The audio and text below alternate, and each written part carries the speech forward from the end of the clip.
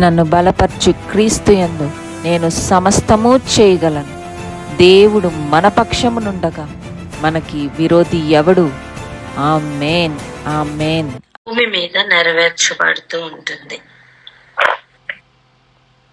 ఆకాశం గతించిపోయినా, భూమి గతించిపోయినా, ఆయన మాటలు మాత్రం నెరవేర్చబడకుండా ఆగవు, మానవు. ఆయన మాట నెరవేర్చబడకుండా మానదు.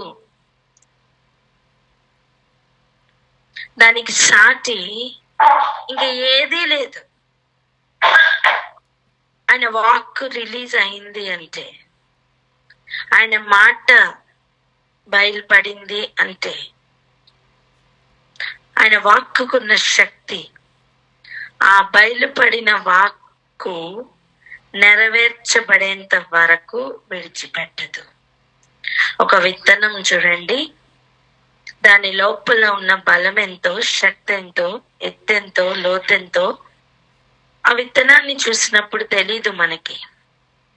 కానీ ఒక్కసారి అది విత్తబడింది అనుకోండి, అప్పుడు దాని వేర్లు వెళ్ళే లోతు, ఆ చెట్టు ఫలించే ఫలం ఏది కూడా మనం కనీసం ఊహించలేం, ప్రిడిక్ట్ కూడా చెయ్యలేం. అంతగా అది ఎత్తుకు కానీ లోతుకు కానీ ఎదుగుతుంది. ఇదంతా ఎందులో దాచబడి ఉంది? ఆ చిన్న విత్తనంలో కదా. చిన్న విత్తనంలోనే ఎంత దాచబడి ఉంది. అలాగనే ఆయన వాక్యం కూడా అది నెరవేర్చబడడానికి ఎలాగైతే ఒక విత్తనం అంత ఎత్తుకు, అంత లోతుకు, లోతు అంటే వేర్లు వెళ్తున్న లోతు, వేర్లు వెళ్తున్న లోతు ఎవరికి తెలీదు. కనీసం నేకెడ్ ఐతో మనం పైకి వచ్చే చెట్టునైనా చూడగలం, బ్రాంచెస్ చూడగలం, ఫలం చూడగలం, పూతను చూడగలం. కానీ వేర్లు భూమి లోపలికి చొచ్చుకుని వెళ్ళడం, ఆ వేర్లలో నుంచి ఎలా సారం వస్తుంది అనే విషయం, ఇవన్నీ కూడా భూమికి కింద భాగంలో జరుగుతున్న విషయాలు. అవి మనకి తెలుస్తాయా? తెలీదు. తెలుస్తాయా? తెలీదు. ఎగ్జాక్ట్ గా అలాగనే వాక్యం గనక ఒక్కసారి గాలిలోనికి విడుదల అయ్యిందంటే, ఇక అది నెరవేర్చబడేంత వరకు దాని వేరు ఎటు వెళ్తుందో, దాని నెరవేర్పు ఎలా కనిపిస్తుందో మనం ఊహించలేము. దేవుడు వాటన్నిటిని జరిగించడానికి కాల చక్రమును త్రిప్పుతున్నారు. చెప్పండి, ఏం త్రిప్పుతున్నారు? కాలచక్రములను తిప్పుతున్నారు. కాలచక్రములను తిప్పుతున్నారు. హల్లెలూయా. దేవుడు తాను ప్రేమించిన వారిని ఎలా భద్రపరుస్తారో మనకు అర్థం అవ్వాలి. నేను ప్రేమించి తిని, అంతము వరకు ప్రేమించి తిని అని చెప్పుతున్న మాటలో ఉన్న బలం ఎంతో ఈరోజు మనకు అర్థం అవ్వాలి. ప్రతి దినం అర్థం అవ్వాలి. ఆయన ఎలా సంరక్షిస్తున్నారో మనకి గనక గ్రహింపులోనికి వస్తే, ఆయన వాక్యమును మనం విడిచిపెట్టలేం. చెప్పండి, దేన్ని వదలలేం? వాక్యమును విడిచిపెట్టలేం. తన వారిని, తను ప్రేమించిన వారిని గురించి తను చెప్తున్న మాట, తండ్రి చిత్తం ప్రకారం ఏర్పాటులో ఉన్నవారు. ఎవరండి? తండ్రి చిత్త ప్రకారం ఏర్పాటులో ఉన్నవారు. హల్లెలూయా.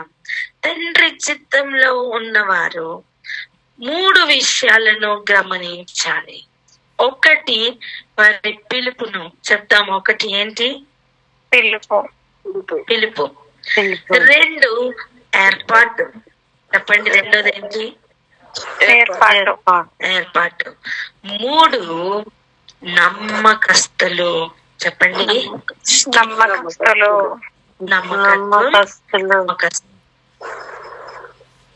ఈ మూడిట్లో వారు నిలిచి ఉండేటట్టు ఆ ప్రేమ వారిని గాడిలో పెడుతుంది.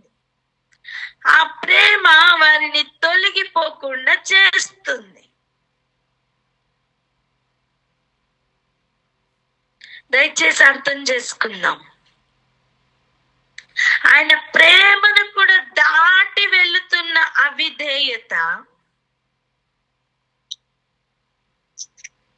తెచ్చుకునే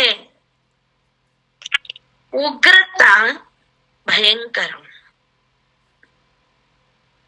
ఈ మాట గ్రహిద్దాం. ఆయన ప్రేమను దాటి వెళ్తున్న అవిధేయత తెచ్చుకునే ఉగ్రత ఎవరు తప్పించుకోలేనిది.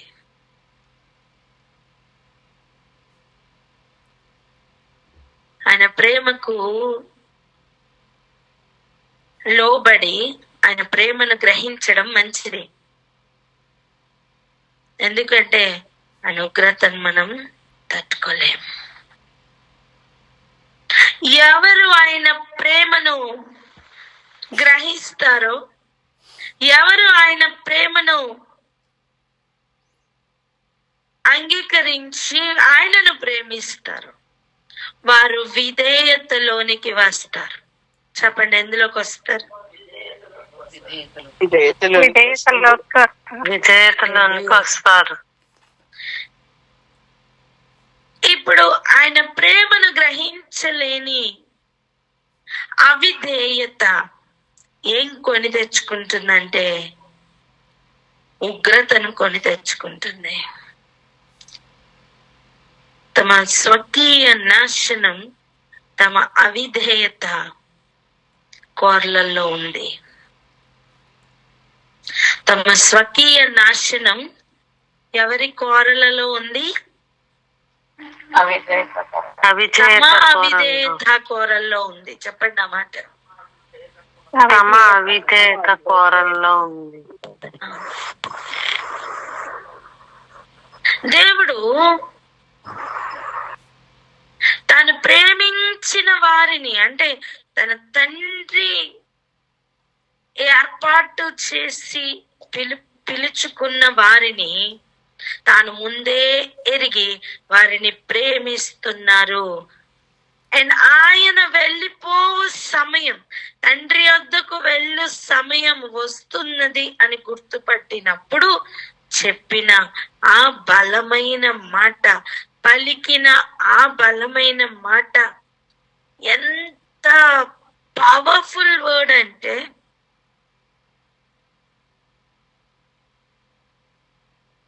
తాను ప్రేమించు వారి కొరకు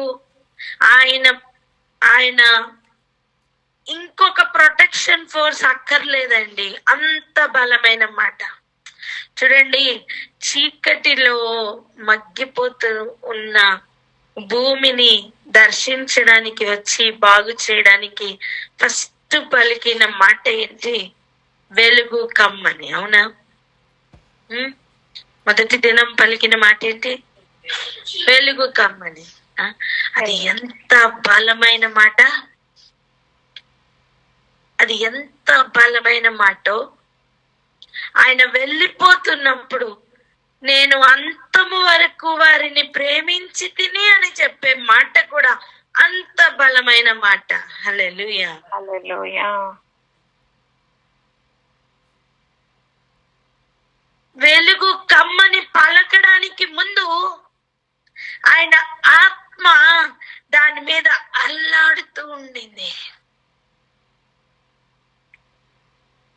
అలా నేను అంతము వరకు ప్రేమించి తిని అని చెప్పినప్పుడు ఆయన ప్రేమ వారి మీద అల్లాడుతూ ఉంది.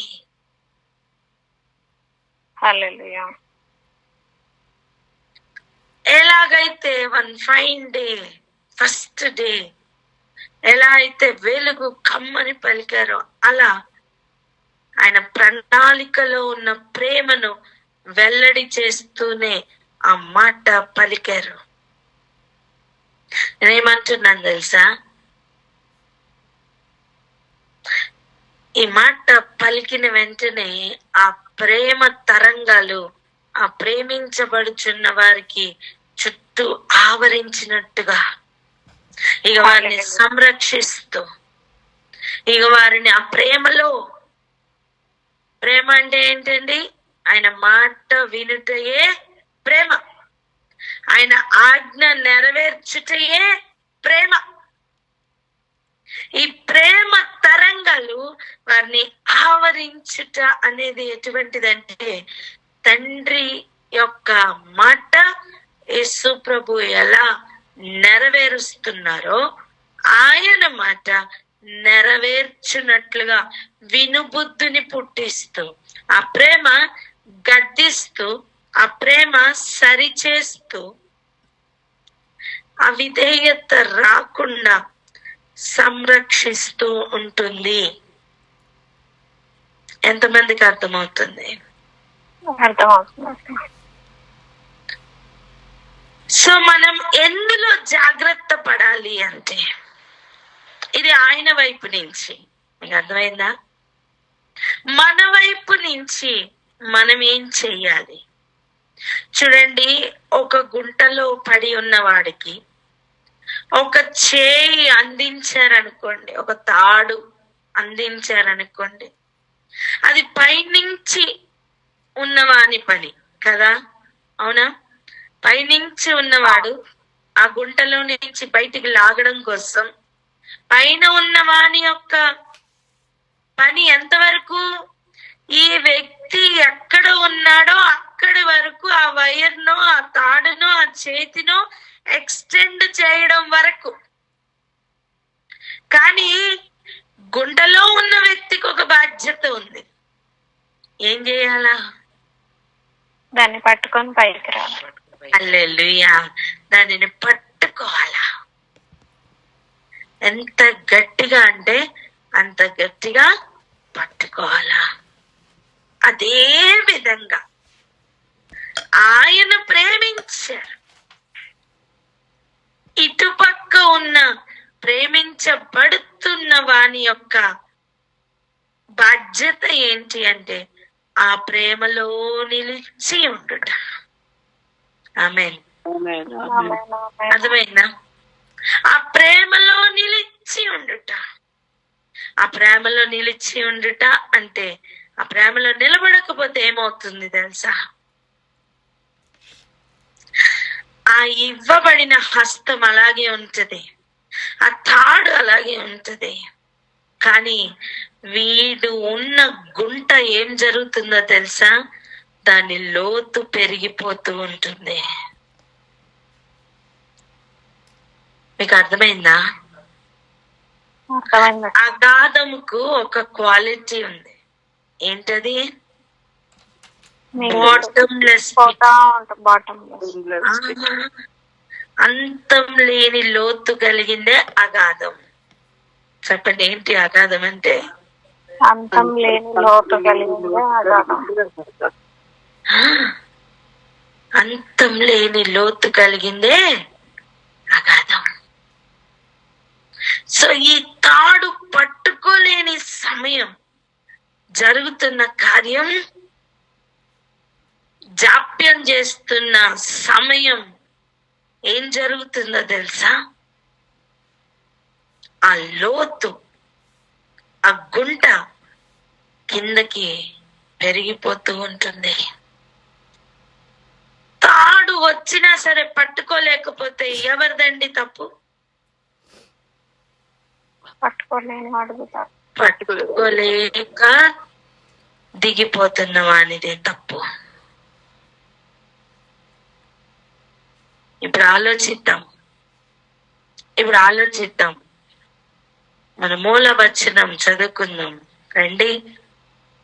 యోహాను సువార్త 13వ అధ్యాయం 13వ అధ్యాయం 1వ వచనం. చదవండి. యోహాను సువార్త 13వ అధ్యాయం 1వ వచనం. తాను ఈ లోకము నుంచి తండ్రి యొద్దకు వెళ్ళవలసిన గడియ వచ్చునని యేసు పస్కా పండుగకు ముందే ఎరిగిన వాడై తన వారిని ప్రేమించి వారిని అంతం వరకు ప్రేమించను.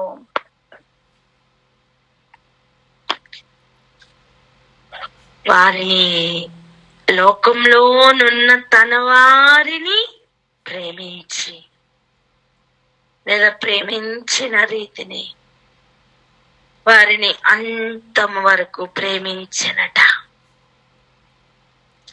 ఈరోజు గ్రహిద్దాం ఆ ప్రేమ యొక్క తరంగాలు. ఆనాడు పలికిన ఆ మాటను బట్టి ఎంతగా ప్రవహించి తన వారిని ఆవరించి ఉన్నాయంటే, ఇదిగో చీకటిలో ఉన్న మనం, గుంటలో పడి ఉన్న మనం ఆ తరంగాలను, ఆ తాడును, ఆ ఆధారంను, ఆ మాటను విని పట్టుకొని జాగ్రత్తగా అందులో నుంచి బయటికి రావాలి. ఆశ్చర్యమైన వెలుగు అప్పుడు కనిపిస్తుంది. ఆమేన్ చెప్తాం. సూర్య చంద్ర నక్షత్రములు లేనప్పుడే వచ్చి ఉన్న వెలుగు అప్పుడు కనిపిస్తుంది. అప్పటి వరకు ఆ సూర్యుడు వల్లనే ఈ వెలుగు అనుకుంటాం మనం. ఎంతమందికి అర్థమవుతుంది? ఈ జీవన సంబంధమైన వ్యాపారాలే కరెక్ట్ అనుకుంటాం, ఇవే చాలు అనుకుంటాం, ఇవే నడిపిస్తున్నాయి అనుకుంటాం. కానీ మరి మొదటి 4 రోజులు ఏం నడిపించిందండి? పలకబడి పిలవబడిన ఆ వెలుగు. ఆమేన్. వెలుగు కమ్మని పలకగానే వచ్చిన ఆ వెలుగు ఉంది కదా, ఆ రెలమ్స్ అన్ని ఓపెన్ అవుతాయి. ఆమేన్ అని చెప్తాం.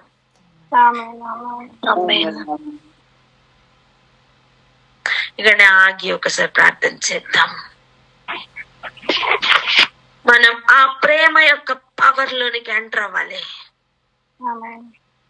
ప్రార్థన చేద్దాం. ఎవరైనా ప్రార్థన అందుకోండి. హల్లెలూయా, హల్లెలూయా. మహోన్నత పరిశుద్ధ ప్రభా, స్తుతి స్తుతి స్తోత్రం స్తోత్రం స్తోత్రములు తండ్రి. వందనాలు చెల్లించుకొంచున్నాం రాజా. స్తోత్రంలయ నాయన తండ్రి ప్రభా, మీకే వందనాలు, స్తుతులు, స్తోత్రం. నాయన తండ్రి, భూమి ఆకాశములు గతించినను నా ప్రభా మీ మాటలు నెరవేర్చబడతాయని మీరు సెలవిచ్చి ఉన్నారు. నాయన మీరు పలికిన మాకు తప్పక నెరవేర్చబడునని మీరు సెలవిచ్చి ఉన్నారు ప్రభా. మీకు వందనాలు. ఎలాగనైతే విత్తబడిన విత్తనం లోతుల్లోనికి వెళ్ళి అది ఫలించి ఆయన తండ్రి ఎలాగనైతే నాయన వాటి యొక్క ఫలంను మేము చూస్తాము. ఆ లోతైన వేర్లు ఎలాగనైతే లోతుల్లోనికి వెళ్ళి ఉన్నాయో అవి మేము కళ్ళతోటి చూడలేము. అలాగనే నా ప్రభా వాక్యము, మీరు విడుదల చేసిన వాక్యం ఆయన గాలిలోనికి వెళ్ళినటువంటిది, అది ఊహించలేనటువంటి రీతిగా నా తండ్రి ప్రభా మీరు కాలు చక్రమును తిప్పి మీరు ఎలాగనైతే నాయన పలకబడిన వాక్యమును నా తండ్రి మీరు నాయన నా తండ్రి ఆ తరంగాలతోటి నా తండ్రి ప్రభా మీరు నెరవేర్చడానికి నేను ఆవరించి ఉన్నారు. అలాగనే నా తండ్రి ప్రభా మీరు ప్రేమించిన వారిని, లోకం నుంచి నా తండ్రి ప్రేమించిన వారిని నా తండ్రి ప్రభా అంతం వరకు మీరు ప్రేమించి ఉన్నారు. ఆ ప్రేమ యొక్క తరంగంలో ఆయన అంతం వరకు ప్రేమిస్తున్నటువంటి నీ బిడ్డల పైన నాయన ప్రవహించి ఆవరించి ఉన్నందుకు వందనాలు, స్తుతులు, స్తోత్రములు సమర్పించుకుంటున్నాం తండ్రి. వందనాలు నాయన నా తండ్రి ప్రభా, మీకే స్తోత్రములు సమర్పించుకుంటున్నాం నాయన తండ్రి. వెలుగు కమ్మని పలికిన అటువంటి ఆ బలమైన మాటల్లో ఎలాగనైతే ఉన్నాయో అంతం వరకు నేను ప్రేమించి ఉన్నాను అన్న మాటలు కూడా ఆ యొక్క ప్రేమ అల్లాడుచు నా తండ్రి ప్రభా నాయన ఆ ప్రణాళికలో ఉన్న వారందరి మీద నా తండ్రి ప్రభా మీ మాటలు, మీ తరంగములు, మీ ప్రేమ తరంగాలు అన్ని కూడా వ్యాపించి ఉన్నాయి గనక మీకు వందనాలు చెల్లించుకుంటున్నాం తండ్రి. నాయన మీ మాట వినేటువంటి వారిగా మేము ఉండాలి నాయన నా తండ్రి ప్రభా. మమ్మల్ని సరి చేస్తున్నప్పుడు, గద్దిస్తున్నప్పుడు ఆయన అవిధేయత రాకుండా మేము నా తండ్రి ప్రభా జాగ్రత్తగా ఉండేటువంటి వారుగా ఉండాలి ప్రభా. నాయన గుంటలో పడి ఉన్నవాడు ఎలాగనైతే నా తండ్రి మీరు ఇచ్చినటువంటి వాక్కును బట్టి నాయన గుంటలో నుంచి బయటికి రావాలే గాని, నాయన ఆ ప్రేమలో నిలిచి ఉండాలే గాని, నాయన పట్టుకోకుండా ఉండిపోతే ఆ గుంట లోతు పెరిగిపోయి నాయన అంతము లేని ఆ లోతు కలిగించే ఆ గాధంలోనికి పడిపోకుండా నా తండ్రి జ్ఞానము కలిగి జాప్యము చేయకుండా నాయన ఆ సమయమందును నా తండ్రి ప్రభా నాయన తండ్రి ఆ సమయమందును నా ప్రభాని మీ యొక్క వాక్యమును చేత పట్టుకుని నా తండ్రి ముందుకు సాగే వారుగా ఉండాలి ప్రభా. అటు కృపను మాకు అనుగ్రహించినందుకు వందనాలకు స్తుతులు స్తోత్రములు. ఈ జీవన సంబంధమైన వ్యాపారంలో చిక్కుకొనక నా తండ్రి నాయన పలకబడిన ఆ యొక్క పిలుపు ఆ యొక్క వెలుగులోనికి నాయన మేమందరము నాయన తండ్రి ప్రభా నాయన వచ్చటకు మీ కృపను అనుగ్రహించమని ప్రార్థిస్తున్నాం. ఆ పిలువబడిన వెలుగులో ఉన్నటువంటి ఆ రిలిమ్స్ అన్ని కూడా మీరు మాకు ఓపెన్ చేస్తున్నందుకు వందనాలు. అవి ఓపెన్ అవుతాయి అని మీరు పలికి ఉండగా అందులోనికి మేమందరము ప్రవేశించేటట్లు ఆయన నా తండ్రి మా కన్నులను తెరవమని, మా ఆత్మీయ నేత్రములు తెరవమని, మా చెవులను తెరవమని నాయన తండ్రి మా అంతరంగ హృదయం లోతుల్లోనికి నా తండ్రి ప్రభా ఇవన్నీ చొచ్చుకొని పోయి వాక్యం అనే వెలుగులో మేము నాయన తండ్రి ప్రభా ఆ రంగులోనికి ఎంటర్ అవ్వడానికి మీ విశేషమైన కృపను మాకు అనుగ్రహించమని యేసయ్య అతి పరిశుద్ధమైన నామంలో మిక్కిలి వినయంతో బ్రతిమిలాడి వేడుకొంచున్నాం తండ్రి. ఆమేన్ ఆమేన్ ఆమేన్. హల్లెలూయా. ఇప్పుడు చూడండి, మరి ఆ ప్రేమలో లేని వారు లేదా ఆ తన వారు కారు అన్నవారు, పిలుపులో లేనివారు, ఏర్పాటులో లేనివారు, నమ్మకస్తులుగా ఉండని వారు. అర్థమైందా? ఆపోజిట్ లో కూడా ఇంకొక టీం ఉంది కదా. వారిని గురించి ప్రభు చెప్తున్న మాట మనం ఒకటి చదువుకున్నాం, గుర్తుందా? వాటిలోనే మనం ధ్యానిస్తూ ఉన్నాం. దాని దగ్గరికి ఒకసారి మళ్ళీ వెళ్దాం రండి. 23వ ఇర్మియా 23వ అధ్యాయం, ఇర్మియా 23:12 నేను చదువుతున్నాను. వారి దండన సంవత్సరమున వారి మీదకి నేను కీడు రప్పించుచున్నాను. చెప్పండి, వారి దండన సంవత్సరం. చెప్పండి, వారి దండన సంవత్సరం. వారి దండన సంవత్సరమునట వారి మీదకి ఆయన కీడు రప్పిస్తారట. ఆ కీడు యొక్క లెవెల్ ఎలా ఉంటుందంటే, ఖచ్చితంగా ఈ లోతు పెరిగిపోతుందని విన్నాం కదా. ఆ గుంట యొక్క లోతు పెరుగుతుందని విన్నామే. అది ఎలా ఉంటుందంటే, గనుక గాఢాంధకారంలో నడుచువానికి జారుడు నేల. చెప్పండి, ఆల్రెడీ చీకటి, మళ్ళీ జారుడు నేల. అంతేకాదు దానిలో వారు తరమబడి పడిపోయేదరు. అది మ్యాటర్. మనుషులు తరిమితే మనం తప్పించుకోవచ్చు, ఇది తరుముతున్నది దేవుడు.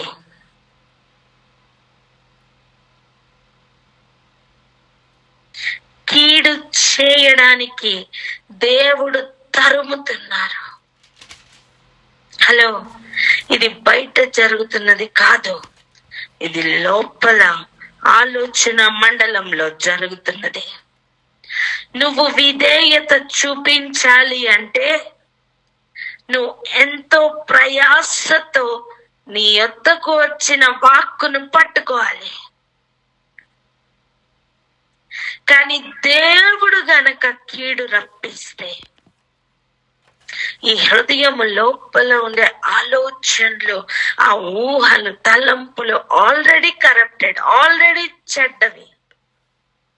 అవి ఇంకా తరమబడిన అనుభవంలో వెళ్ళి అవి ఎలా తయారవుతాయంటే, ఈ వ్యక్తిని ఖచ్చితంగా ఆ చీకటి ప్రపంచంలో, ఆ జారుడు నేలలో పడేసేటట్టుగా పడితే ఇక మళ్ళీ లేవడానికి అవకాశం లేకుండా మరణమునకు, నిత్య మరణమునకు ఈడ్చుకుని వెళ్ళిపోతాయండి.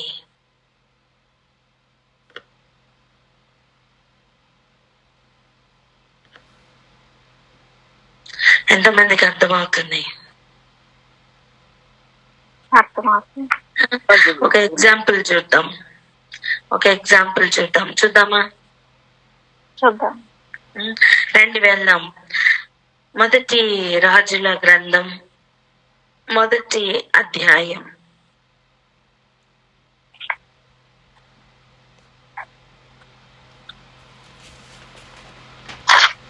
మొదటి గ్రంథం 47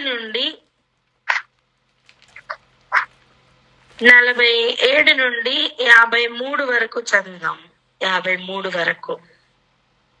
మొదటి రాజుల గ్రంథం 1వ అధ్యాయం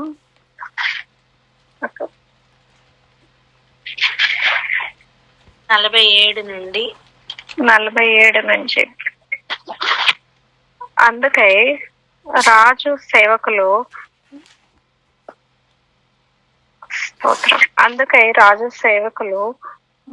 మన ఏలిన వాడును రాజునకు దావీదునకు కృతజ్ఞతలు చెల్లింపవచ్చి, నీకు కలిగిన ఖ్యాతి కంటే సొలొమోనుకు ఎక్కువైన ఖ్యాతి కలుగునట్లు, నీ రాజ్యము కంటే అతని రాజ్యము ఘనముగా ఉండినట్లు దేవుడు దయచేయను గాక అని చెప్పగా, రాజు మంచం మీద సాగిలపడి నమస్కారం చేసి ఇట్లా నేను సజీవినై ఉండగా ఈ దినము జరుగునట్లు నా సింహాసనం మీద ఆసీనుడగుటకు ఇజ్రాయేలు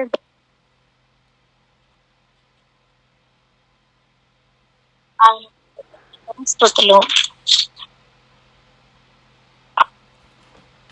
ఆయనకు స్తోత్రము కలుగును గాక అనెను. అందుకు అదోనియా పిలిచిన వారు భయపడి లేచి తమ తమ ఇండ్లకు వెళ్ళిపోయిరి.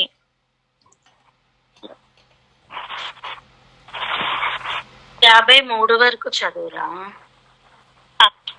అదోనియా సొలొమోనుకు భయపడి లేచి బయలుదేరి బలిపీఠపు కొమ్ములను పట్టుకొనెను. అదోనియా రాజైన సొలొమోనునకు భయపడి బలిపీఠపు కొమ్ములను పట్టుకొని, రాజైన సొలొమోను తన సేవకుడునైన నన్ను కత్తి చేత చంపకుండా ఈ దినమున నాకు ప్రమాణం చేయవలనని మనవి చేయుచున్నట్లు సొలొమోనునకు సమాచారము రాగా, సొలొమోను ఇలాగ సెలవిచ్చెను. అతడు తన్ను యోగ్యునిగా అగుపరుచుకున్న ఎడల అతని తల వెంట్రుకల్లో ఒకటైనను కింద పడదు గాని, అతని యందు దౌష్ట్యము కనపడిన ఎడల అతనికి మరణశిక్ష వచ్చునని సెలవిచ్చి బలిపీఠము నద్ద నుండి అతన్ని పిలువనంపించెను. అతడు వచ్చి రాజైన సొలొమోను ఎదుట సాష్టాంగపడగా, సొలొమోను అతనితో నీ ఇంటికి పొమ్మని సెలవిచ్చెను. ఇక్కడ జరుగుతున్న కార్యం కొంచెం ఆలోచన చేద్దాం.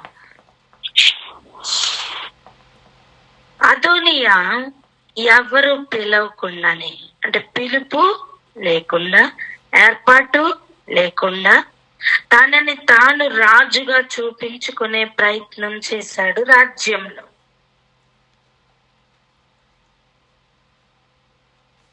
ఇది ఎవరి మనస్తత్వం? చూడండి, నక్షత్రములకు పైగా నా సింహాసనం వేసుకుంటాను, మహోన్నతినితో సమానునిగా నన్ను చేసుకుంటాను అన్న మనస్తత్వం.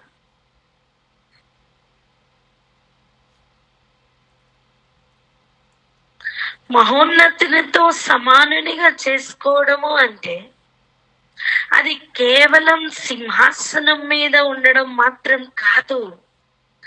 ఆ రాజసం, ఆ మహిమ, అవన్నిటిలోని కూడా సమానునిగా చేసుకోవడం, ఆ అధికారంలో సమానునిగా చేసుకోవడం. మంచిది అనేది ప్రతిదీ కూడా ఎవరి దగ్గర ఉందండి? దేవుని దగ్గర మాత్రమే ఉంది.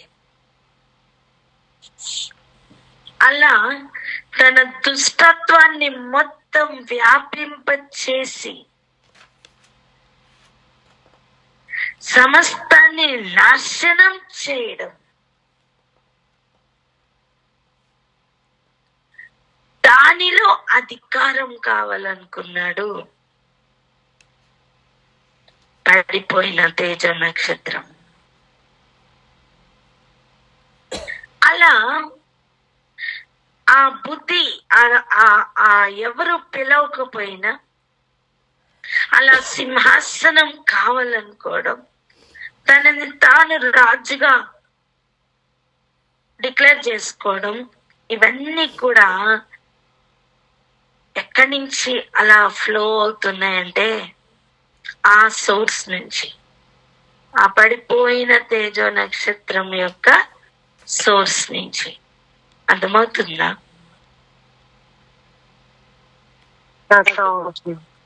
మన పిల్లల్ని చూస్తే చెప్పొచ్చు వీళ్ళ తల్లిదండ్రులు ఎవరు. అవునా? వీళ్ళ తల్లిదండ్రుల యొక్క పెంపకం ఎలా ఉందో, వారి సోర్స్ ఏంటో మనకి పిల్లల యొక్క ప్రవర్తన చూస్తే అర్థమవుతుంది. అలా అందుకే కదండి మన ప్రవర్తన బాగాలేకపోతే మన తండ్రి అవమానించబడుతున్నారు. మనల్ని బట్టి ఆయన నామం దూషించబడుతుంది. అందుకే కదా. ఈరోజు అది కాదు మన సబ్జెక్ట్. కనుక ఇక్కడికి వద్దాం. తను చూడండి, తను చేస్తున్న పని, దేవుడు నాతాను ప్రవక్త ద్వారా హెచ్చరికను పంపించి ఎవరెవరిని అలర్ట్ చేయాలో దేవుడు చేశారు. బెత్షెబాని వాడుకున్నారు. రాజునకు సమాచారం ఏదో విధంగా అందించడానికి దేవుడు కాల చక్రంను త్రిప్పారు. ఇప్పుడు సొలొమోన్ రాజుగా నియమించబడుతున్న సమయం. పట్టణంలో కోలాహలం, శబ్దం ఎంతగా ఉందంటే పట్టణంలో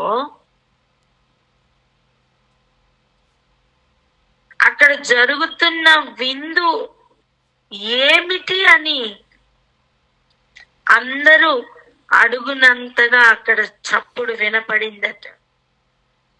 ఆ విందులో జరుగుతున్న చప్పుడు, శబ్దం అదోనియాకు వినిపించి ఇది ఏమిటి అని అడిగే అంతగా. పాతకాలంలో అంటే మన చిన్నతనంలో బ్యాక్ ఇన్ ఒక 30 years బ్యాక్ అనుకోండి, ఏదైనా ఇంట్లో ఒక ఫంక్షన్ అయితే ఏం చేసేవాళ్ళు తెలుసా? ఊర్లలో ఒక పెద్ద మైక్ సెట్, చాలా పెద్దవి పెట్టి ఇక పాటలు వేస్తూ ఉండేవాళ్ళు. ఎప్పటి వరకు? ఆ ఫంక్షన్ అయిపోయేంత వరకు వేస్తారు. దాని అర్థం ఏంటి? ఆ ఇంటిలో ఈరోజు ఫంక్షన్.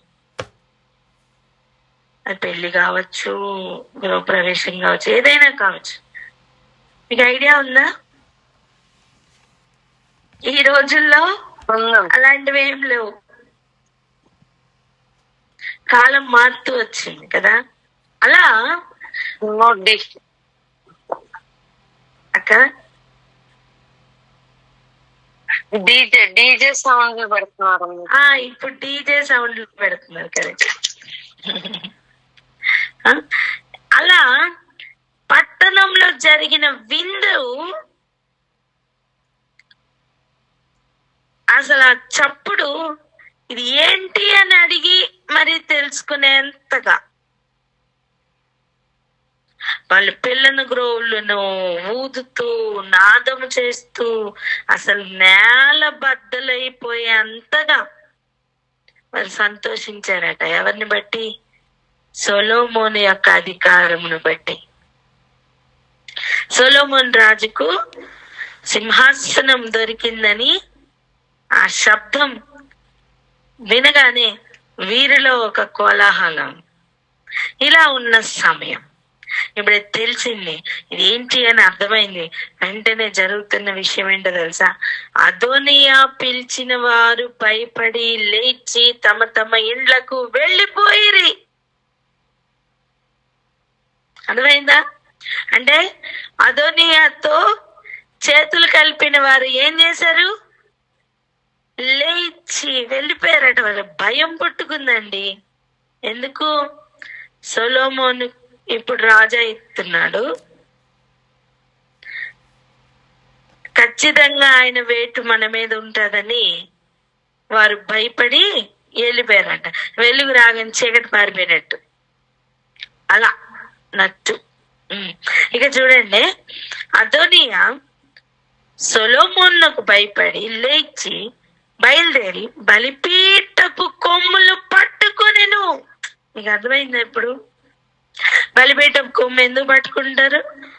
ఎవరు ఆ కొమ్ములు పట్టుకుంటే వారిని హతమార్చకూడదు.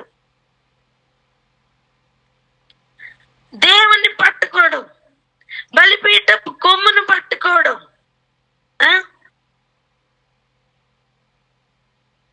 నేను కూడా క్రైస్తవుణ్ణి, నేను కూడా వాక్యంలో ఉన్నవాడిని అని చూపించుకోవడం, కానీ ప్రవర్తన మాత్రం ఉండదు.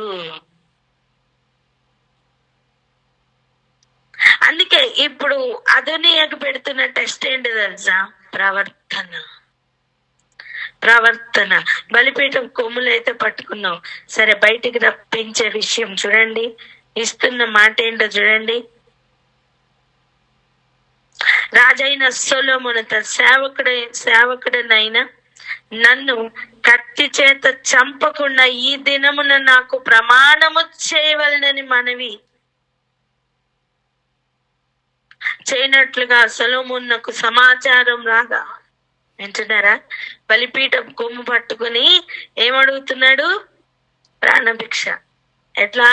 నాకు ఏ హాని చేయకూడదు, నన్ను చంపకూడదు, నన్ను చంపనంటేనే నేను కిందకు వస్తా, చంపనంటేనే నేను బయటికి వస్తా అన్నట్లుగా సమాచారం పంపించాడట. అప్పుడు సొలొమోను కూడా ఇలా చెప్పారు. ఏమని? 52వ వచనం చూడండి. 52వ వచనం చూడండి. అతడు తన్ను యోగ్యునిగా అగపరుచుకొనిన ఎడల, అంటే ఏంటి? ప్రవర్తన విషయం జాగ్రత్తగా యోగ్యునిగా చూపిస్తే మాత్రమే అతని తల వెంట్రుకలలో ఒక్కటైనను కింద పడదు. వింటున్నారా? వింటున్నారా? ఈరోజు ఒక విషయం మనకు అర్థం అవ్వాలి, అందుకని మనం ఇక్కడ వచ్చాం. ఆ గుంటలో ఉన్న వ్యక్తి ఆ ఆధారంను నిజముగా పట్టుకుంటే బయటికి వస్తాడు. అర్థమైందా? కానీ అక్కడ కూడా అవిధేయతనే చూపిస్తే ఆ గుంటలో నుంచి ఇంకా గుంట ఓపెన్ అయి ఇంకా కిందకు వెళ్ళిపోతున్న అనుభవం ఉంటుందండి. అదోనియాకు ఇస్తున్న ప్రాణభిక్ష అదే. ఎటువంటిది? నిన్ను నువ్వు యోగ్యునిగా అగుపరుచుకుంటే, అంటే ప్రవర్తన విషయంలో యోగ్యునిగా చూపించుకుంటే నీ తల వెంట్రుకలో ఒక్కటైనా కింద పడదు, అంటే నీ ప్రాణానికి ఏ హాని జరగదు. కానీ అక్కడ ఉంది మ్యాటర్. అతని యందు దౌష్ట్యము కనబడిన ఎడల అతనికి మరణ శిక్ష వచ్చునని సెలవిచ్చెను. గమనిస్తున్నారా? అతని యందు ఏమి కనిపిస్తే? దౌష్ట్యము అంటే దుష్టత్వం, ఆ స్వభావం. ఆ స్వభావంలో ఏమైనా తేడాలు వచ్చినాయి అనుకోండి, ఆ ప్రవర్తనలో ఏమైనా తేడాలు వచ్చినాయి అనుకోండి, ఖచ్చితంగా తల వెంట్రుకను కూడా కింద పడదు, నేను తాకను అని చెప్పిన అదే నోటితో ఏం చెప్తున్నారు? మరణ శిక్ష తప్పదని చెప్తున్నారు. సరే, ఈ మాట చెప్పిన తర్వాత బలిపీఠం కొమ్ములు వదిలి రమ్మని చెప్పారు. అయిపోయింది, ఎవరింటికి వాళ్ళు వెళ్ళిపోయారు. అది కూడా ఆజ్ఞనే. ఏమని? నీ ఇంటికి పో. నీ ఇంటికి ఎందుకు వెళ్ళమన్నారు? నీ ఇంటికి ఎందుకు వెళ్ళమన్నారు? ఒకటి ఆలోచించండి. నువ్వు బయటికి వెళ్ళేటప్పుడు చాలా నీట్ గా డ్రెస్ చేసుకొని చాలా జాగ్రత్తగా అటైర్ ఉండునట్లుగా నువ్వు జాగ్రత్తగా చూస్తావు. అర్థమైందా? అంటే ఎవరో చూస్తున్నారనో, లోకంలో బయటకు వచ్చానని ఒక కాన్షియస్నెస్ తోనూ చాలా జాగ్రత్తగా జుట్టు అన్ని భద్రంగా దూకొని చాలా మంచిగా అందరికి కనపడాలి కనుక ప్రవర్తన కూడా చాలా జాగ్రత్తగా చూసుకుంటాం ఎక్కడ బయటికి వచ్చినప్పుడు. కానీ నువ్వు ఇంటికి వెళ్ళినప్పుడు ఉన్న పై వస్త్రం తీసి అటు పడేసి, అవునా కాదు? నీ ఇంటిలో నీకేముంటుందంటే స్వాతంత్రం ఉంటుంది. బయటకు వచ్చినప్పుడు చాలా జాగ్రత్తగా మాట్లాడతావు, కానీ ఇంటిలో ప్రవర్తన ఫుల్ ఆఫ్ ఫ్రీడమ్. చెప్పండి ఏంటి? అవునా? ఆ స్వాతంత్రమును బట్టి నీ ఇష్టానుసారంగా నువ్వు ఉంటావు. నీ ఇంటికి నువ్వు వెళ్ళు అని చెప్తున్న మాటలో ఉన్న అర్థం, నీ ఇష్టం వచ్చినట్టు నువ్వు ప్రవర్తించు, కానీ నీ నడకలో నీ ప్రవర్తనలో నిన్ను నువ్వు యోగ్యునిగా చూపించుకున్నావా సరే, లేదా ఖచ్చితంగా నీకేమొస్తుంది? మరణ శిక్ష. ఈ పాయింట్ లో మనకు అర్థం అవ్వాల్సిన విషయం ఏంటో తెలుసా?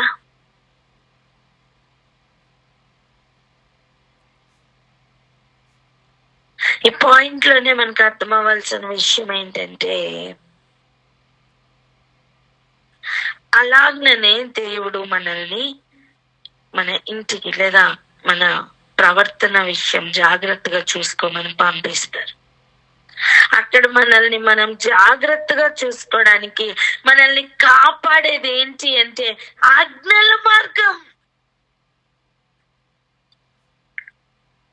మనల్ని యోగ్యులుగా నిలబెట్టేది ఏంటి అంటే ఆజ్ఞల మార్గం అనే వాక్యం అండి.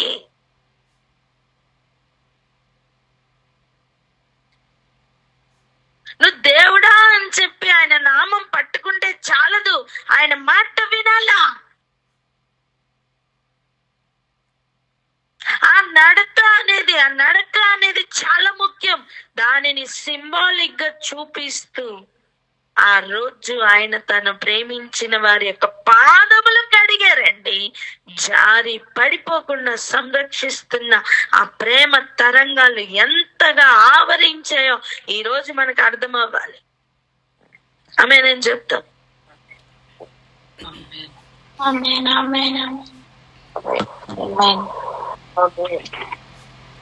ఎందుకు తెలుసా? జారుడు నేలలో తరుముతున్నట్టుగా, గాఢాంధకారపు రూమ్ లో తరుముతున్నట్టుగా ఇక ఆ టెస్టింగ్ పీరియడ్ ఉంటుందండి. 1 year లేదా 3 years లేదా 5 years నిన్ను ట్రైనింగ్ ఇచ్చి ఇచ్చి ఇచ్చి పరీక్షా కాలం ఎంత సంవత్సరాలు? సంవత్సరమా? పరీక్ష సమయం ఎంత? జస్ట్ 3 గంటలు. కామన్, మీకు అర్థమవుతుందా? 365 రోజులు ట్రైనింగ్, 3 గంటలే పరీక్ష. అర్థమైందా?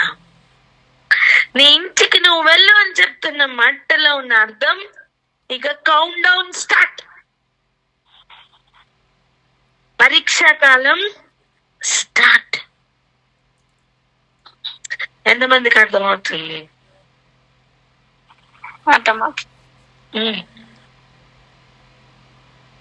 అలాంటి సమయం బుద్ధి బయటపడే సమయం. లోపల ఉన్న దుష్టత్వం ఆగదు, పెరిగి పెరిగి పెరిగి పెరిగిపోతుందండి. తండ్రి యొక్క సింహాసనం కోరుకోవడమే కాదు, ఇప్పుడు తండ్రి యొక్క భార్యను కూడా టచ్ చేయాలనే ప్రయత్నం. చూసారా? అదోనియాకు వచ్చిన విపరీత బుద్ధి. ఫస్ట్ అండి, సొలొమోను సింహాసనం మీదకి వచ్చిన వెంటనే ఫస్ట్ డీల్ చేసింది ఎవరినంటే అదోనియాని. నేనంటాను, అదోనియా దగ్గరికి సొలొమోన్ వెళ్ళాడా? సొలొమోన్ దగ్గరికి అదోనియా వచ్చాడా? సొలొమోను దగ్గరికి అదోనియా. ఎవరు నడిపించారు? లోపల ఉన్న దౌష్ట్యం, లోపల పెరిగి పెరిగి పెరిగి పెరిగి వచ్చిన దుస్తత్వం తన పాదములను ఎటు నడిపించాయంటే తన బుద్ధిని బయటేసి, తన ప్రవర్తనను బయటేసి. ఎందుకంటే మాట రిలీజ్ అయింది అక్కడ. ఏమని? నీలో గనక దౌష్ట్యము కనబడితే నువ్వు ఖచ్చితంగా మరణం అవుతావు. సో ఇప్పుడు మరణానికి పాత్రునిగా చేయాలంటే ఎటువైపు తరమాలి? దౌష్ట్యము చేయనట్లుగా తరమాలి, దుష్టత్వం చేయనట్లుగా తరమాలి. లోపల ఉన్న అభిలాష వచ్చిన తాడును పట్టుకుందామని కాదు. వింటున్నారా? బయట నుంచి వచ్చే యుద్ధం కాదు, ఇది లోపల జరుగుతున్న యుద్ధం. నువ్వు బలిపీఠపు కొమ్ము పట్టుకుంటే, నువ్వు దేవుని ఆశ్రయిస్తే, ఆయన నామమును ఆశ్రయిస్తే, ఇక నిన్ను, ఆయన రక్షకుడండి, ఇక నిన్ను ఎవరు తాకలేరు. అర్థమైందా? కానీ నిన్ను నువ్వే నాశనం చేసుకునేటట్లుగా లోపల ఉన్న దుస్తత్వం తరుముతుంది. అందుకే ప్రభు ఏమంటున్నారంటే మనస్సు మారాలా. హల్లెలూయా. ఎంతమందికి అర్థమవుతుంది? ఏం మారాలా? మనస్సు మారాలమ్మా. చూడండి, పరలోక రాజ్యం సమీపించింది గనుక మారు మనస్సు పొందిడి. నాకు ఎలా అనిపిస్తుందంటే ఆ గుంటలో ఉన్న వ్యక్తికి వినిపిస్తున్న ఒక మాట అది ఏంటని, మరణంలోను మరణ ఛాయలలోను ఉన్న ప్రజలకు వినిపిస్తున్న మాట అది. ఆ చేయి గాని, ఆ తాడు గాని, ఆ తరంగం గాని వచ్చి పలుకుతున్న మాట అది. పరలోక రాజ్యం సమీపించింది కనుక మారు మనస్సు పొందండి. అంటే ఇప్పుడు దేనిని సంరక్షించుకోవాలి అంటే మనస్సును, ప్రవర్తనను.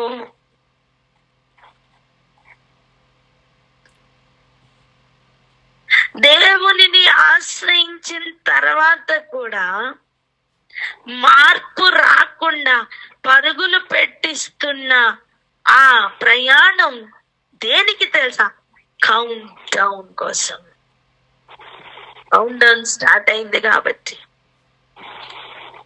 పరీక్షా కాలం కాబట్టి, ప్రవర్తన విషయంలో జాగ్రత్తగా ఉంటే తల వెంట్రుకలు ఒకటైనా పడదు. ఇష్టం వచ్చినట్టు దుష్టత్వం వెనక పరిగెడితే, మనస్సు ఏది చెప్పితే అది చేయడం, నోరు ఏది మాట్లాడితే అది మాట్లాడడం, ప్రవర్తన విషయంలో పడిపోతుంటే మరణ శిక్ష తప్పదు. సొలొమోను ఇంటికి వెళ్ళి ఏమి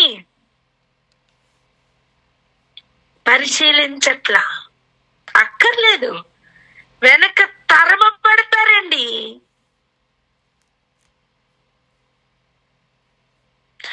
విధేయత చూపునట్లుగా ఆయన ప్రేమ తరంగాలు తరుముతాయి. అవిధేయతలో పారిపోనట్లుగా కూడా ఆయనను విడిచిపెట్టిన అనుభవం, ఆయన కీడు రప్పిస్తే ఆయన దండన సంవత్సరమున అది తరుముతుంది. ఆయన యొక్క ప్రేమ యొక్క పవర్ ఈరోజు అర్థమవుతుందా? ఆ ప్రేమను నిర్లక్ష్యం చెయ్యనని చెప్తాం.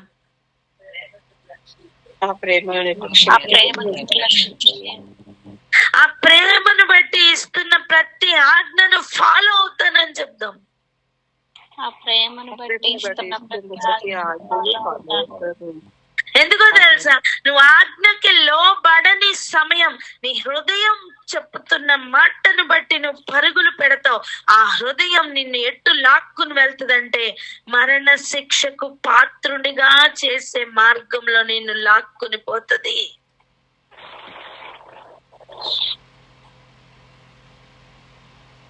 సింహాసనం విషయంలో తప్పించుకున్నాడు అదోనియా.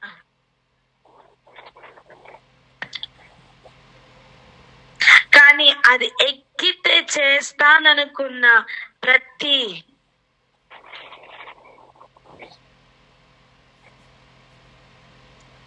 దుష్టత్వము తనను తరుమిందండి. తరమబడును. దేనికి ఎవరు తరుముతారు?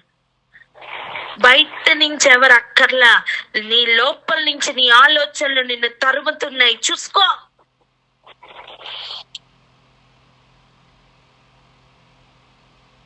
ఆ వచ్చిన ఆధారాన్ని పట్టుకున్నవా సరి గుంటలో నుంచి బయటికి వస్తావు. ప్రతి ఒక్కరికి అండి, ఇది ఒక్కరికి కాదు, ఇది ప్రతి ఒక్కరికి. మనం అందరము మరణంలోను మరణ ఛాయలలోను ఉన్న ప్రజల వంటి వారమే. మనకు వచ్చిన వాక్యం కేవలం మనల్ని బయటికి లాగే ఆధారం. దానిని పట్టుకున్న వారు బయటకు వస్తాం, దానిని విడిచిపెట్టిన వారు దుష్టత్వంలో కొట్టుకొని పోతాం. బికాజ్ మనకున్న లోపల ఉన్న నేచర్ దైవత్వం కాదు, దుష్టత్వం. మనం ఆయన ఆధారం చేసుకుని, ఆయన ప్రేమను ఆధారం చేసుకుని, ఆయన మాటను ఆధారం చేసుకుని ఆయన వెంట వెళ్ళగలిగితే మాత్రమే మనం తప్పించబడతాం.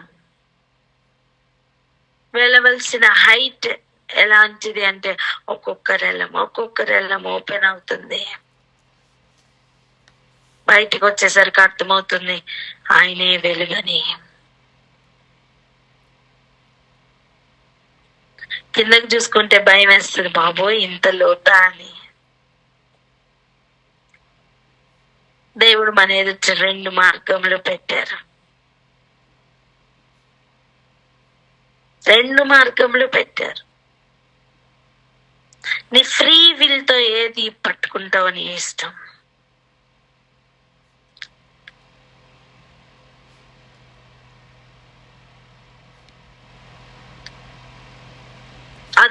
అదోనియాను చూసి మనం నేర్చుకోవాల్సిన పాఠం ఇది. నీతిమంతులు లేరండి, ఏ ఒక్కరు నీతిమంతులు లేరు. ప్రతి ఒక్కరు కూడా దేవుడు అనుగ్రహించడాన్ని పోగొట్టుకుంటున్నాం మన పాపం వలన.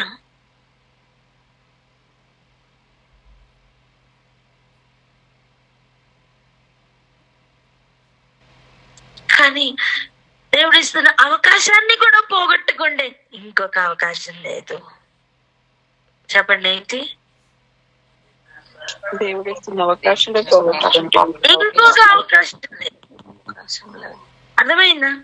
దేవుడు తను ప్రేమించిన వాడినే గద్దిస్తారు, సరి చేస్తారు, బుద్ధి చెప్తారు.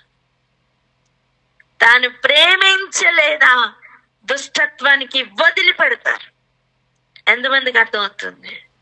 నీ ఇష్టమని వదిలేస్తారు. దాని అర్థం అమ్మయ్య అనుకుని ఇష్టానికి బ్రతకమనా? చెప్పండి. అమ్మయ్య అనుకుని ఇష్టానికి బ్రతికితే అదోనియా వంటి జీవితం అవుతుంది. ఎందుకు అదోనియా ఏం చేశాడు? డైరెక్ట్ గా వెళ్ళి అభిషేకుని అడిగాడు. 2వ అధ్యాయం ఎలా ఉందో మనకు అర్థమవుతుంది. సొలొమోను వెంటపడలా నువ్వు పాపం చేయమని. హలో, బయట నుంచి ఎవరు వెంటపడలా పాపం చేయమని. పోతీఫరు భార్య అయిన యోసేపుని పట్టుకుని లాగిందేమో గాని అభిషోగేమి వెంట పడలా, అదోనియా వెంట. దుష్టత్వం యొక్క కోరల్లో చిక్కుకున్న బిడ్డను బయటికి లాగాలి అంటే దేవత్వంతో నిండుకొని నా దేవుడు తప్ప వేరే దిక్కు లేదు. అటువంటి దేవుని మాటను నిర్లక్ష్యం చేస్తే ఇంకెవరు కాపాడరు.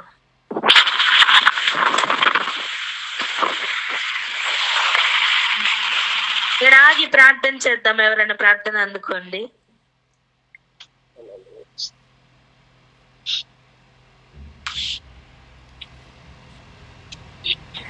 హల్లెలూయా. స్తోత్రం రాజా, స్తోత్రములు తండ్రి. మహోన్నతుడా, మీకు వేలాది కోట్లాది కృతజ్ఞతాస్తులు చెల్లించుకుంటున్నాము ప్రభువా. అవును తండ్రి, యేసయ్య ప్రభువా, అదోనియా తండ్రి నాయన, అయ్యా తండ్రి నాయన, వెలుపటి ప్రపంచం నుంచి వస్తున్న యుద్ధము కాదు నా తండ్రి, తనలోనే ప్రభువా యేసయ్య తండ్రి నాయన దుష్టత్వం వలన ప్రభువా యేసయ్య అయ్యా నాశనములకు తండ్రి నాయన ప్రభువా ఆయతనకు గురి అయ్యాడు తండ్రి నాయన. అవును రాజా ప్రభువా యేసయ్య, ప్రతి మనిషిలోను తండ్రి నాయన ఒక మారు మనస్సు తండ్రి నాయన మీరు అనుగ్రహిస్తే తండ్రి ప్రభువా యేసయ్య అయ్యా, మీరు ప్రేమించిన వారికే తండ్రి గద్దింపు, హెచ్చరికలు, సూచనలు, ఆశీర్వాదములు తండ్రి నాయన యేసయ్య, దుష్టత్వం నుంచి విడిపించబడు తండ్రి నాయన ఒక గొప్ప కృప తండ్రి నాయన బయలుదేరిచుండగా తండ్రి నాయన ప్రతి ఒక్కరికి నాయన యేసయ్య మారు మనస్సును అనుగ్రహించమని ప్రార్థిస్తున్నాము తండ్రి. మీకు వందనాలు, స్తోత్రం నయ్యా. అవును తండ్రి నాయన ప్రభువా యేసయ్య, రోగికే ప్రభువా యేసయ్య తండ్రి వైద్యుడు అవసరం అన్న రీతిగా తండ్రి నాయన అయ్యా ప్రభ నీవు ప్రేమించిన వారికి తండ్రి అయ్యా ప్రభ తండ్రి చిత్తములో ఉన్న వారికి తండ్రి నాయన నీ ప్రేమ అనుగ్రహించబడుచుండగా, అంతము వరకు అనుగ్రహించబడుచుండగా తండ్రి నాయన అట్టి ప్రేమ వలన తండ్రి ప్రభా ప్రతి ఒక్కరు నాయన ప్రభా దుష్టత్వము నుండి ప్రభ వెలుపలికి అయ్యా లాగబడి తండ్రి నాయన మరణం నుంచి తప్పించబడి తండ్రి జీవంలోనికి ప్రవేశింప చేయుచుండగా అట్టి కృపను బట్టి వందనాలు, స్తోత్రములు చెల్లించుకుంటున్నామయ్యా. అవును తండ్రి, లోపల మనస్సులో హృదయంలో ఉన్న ప్రతి ఆలోచనలు తండ్రి నాయన ప్రభువా యేసయ్య తండ్రి నాయన మీరు సరిచేయమని తండ్రి, ఎవరు ఏ విధంగా కూడా దుష్టత్వంలోకి వెళ్ళిపోకుండా, మరణంలోకి వెళ్ళిపోకుండా అయ్యా ఇదిగో తండ్రి చీకట్లోనూ జాడు నేల మీదనో తండ్రి తరమబడి పడిపోకుండా తండ్రి నాయన యేసయ్య ప్రతి ఒక్కరు తప్పించబడి తండ్రి వెలుగులోనికి నాయన ఆది అందు మొట్టమొదట మీరు పలికిన ఆ వాక్యములోని ఆ వెలుగులోనికి తండ్రి ప్రతి ఒక్కరు వచ్చులాగన తండ్రి నాయన ప్రభువా మీరు దీవించమని ఆశీర్వదించమని ప్రార్థిస్తున్నాము తండ్రి నాయన. అవును ప్రభువా యేసయ్య తండ్రి నాయన అయ్యా నరకము ఖాళీ అవును కాక, పరలోకము నిండును కాక అని వేడుకుంటున్నాము తండ్రి. మీకు స్తోత్రంలయ్యా. అట్టి కృపను తండ్రి ప్రతి బిడ్డకు దయచేయమని, వారిలో వారు జరుగుతున్న ఆ యుద్ధంలో ప్రతి ఒక్కరు నాయన ప్రభువా క్రీస్తు ప్రేమలోనికి బయటకు లాగబడి తండ్రి నాయన యేసయ్య వారికి ఉన్న పేర్పాటును పిలుపును అయ్యా నమ్మకత్వం నిశ్చయం చేసుకునే కృపను మీరు అనుగ్రహించమని యేసయ్య అతి పరిశుద్ధ నామమున ప్రార్థించి వేడుకొని పొంది ఉన్నాం తండ్రి. ఆమేన్.